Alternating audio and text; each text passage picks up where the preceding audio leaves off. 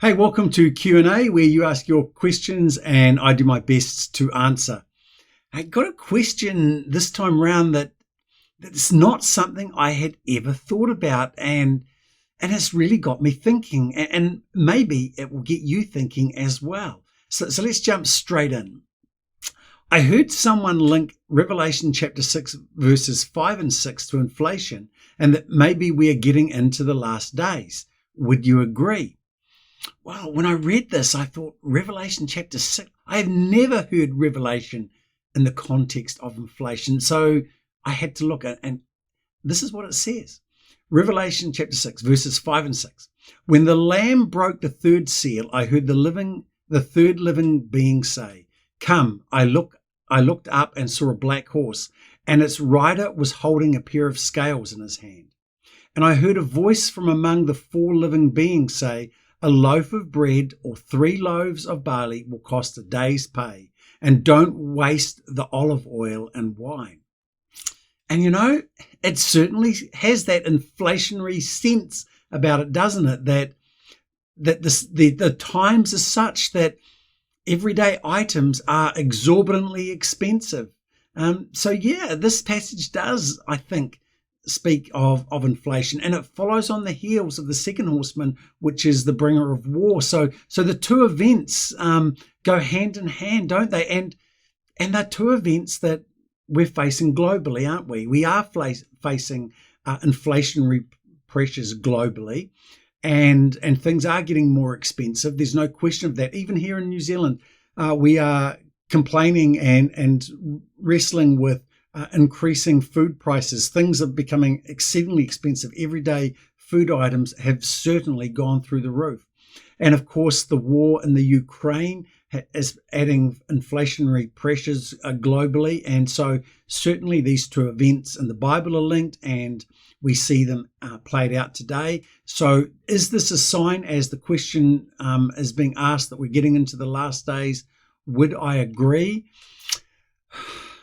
I can see why the question's asked. I could see why people would look at what's happening globally and perhaps make the jump to saying this is a sign of the end times because of what's happening and what the parallel we see here in Revelation.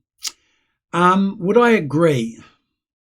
Let me just say two things, I guess. First is that in Matthew 24, Jesus says that nobody knows the day or the hour.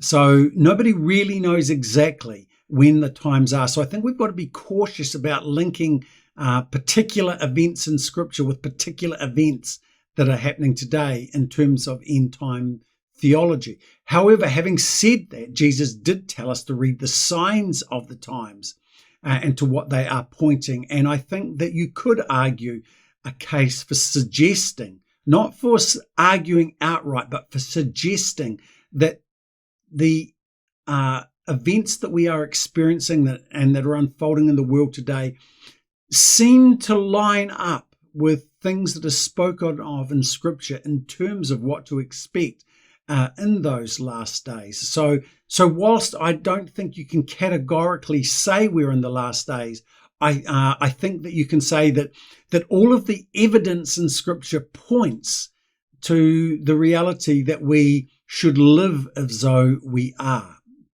Okay, the second thing I'd want to say is that it seems to me that it's only in times of inflation or economic hardship that we tend to worry about our spending. It's only in times when inflationary pressures are as they are, or when there is a lack, that we worry. And that's always concerned me, because I think that we should be better stewards than to only be concerned when there is external pressures. I think of what Haggai says in chapter 1, verse 6, where he talks about how people work to earn wages and put them in purses with holes in them. In other words, we work hard to put money into things that doesn't matter, that is not adding to our lives, that is not a reflection of being a good steward. You see, I think that good stewardship involves taking in terms of times of plenty, you making provision for times of lack. I think that history tells us, and common sense tells us, and the scriptures tell us that there are cycles. And I think that when things are well, when we have more than enough, we should make provision for those times when we won't have what we have now, so that good stewardship tries to level out, so to speak, income and expenditure, so that we don't lurch from one extreme to the other.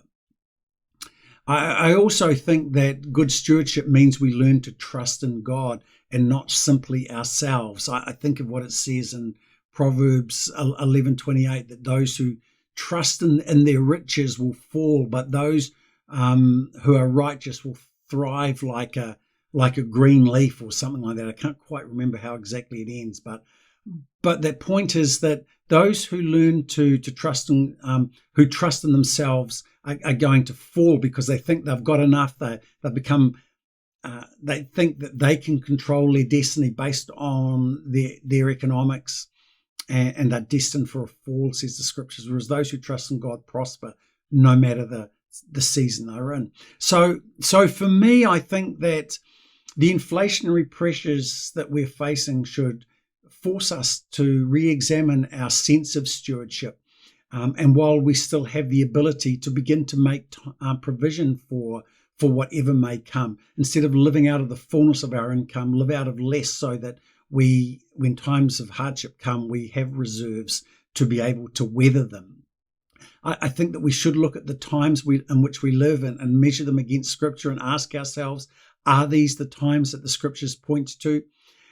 And even if they're not, we should live with that sense of awareness that every day brings us closer to the end of what the Bible speaks about, and we know what's going to happen there. So how are we preparing ourselves spiritually? How are we preparing ourselves emotionally? How are we preparing ourselves in terms of our resources, so that when that time comes, should it come in our lifetime, that we are ready and we are not overwhelmed and we're not blown away?